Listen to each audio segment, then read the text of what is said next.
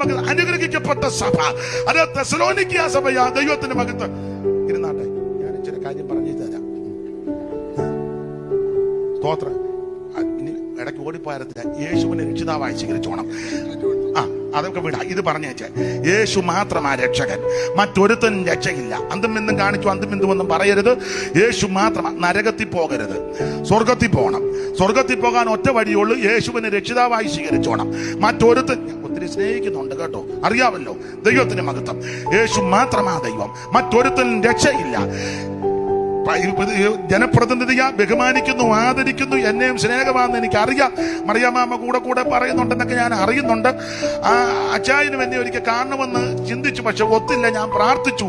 എന്നാൽ എനിക്ക് പറയാനുള്ളത്, യേശു ക്രിസ്തു മാത്രമാ രക്ഷകൻ. കൂടെ വന്ന ആള് നിങ്ങളോടും പറയാ, യേശു താമേ പറഞ്ഞു കൊടുക്കണം, യേശു മാത്രമാ രക്ഷകൻ. നരകവുമുണ്ട്, സ്വർഗവുമുണ്ട്. നരകത്തിൽ ചാകാത്ത പുഴു കെടാത്തതിയുമുണ്ട്.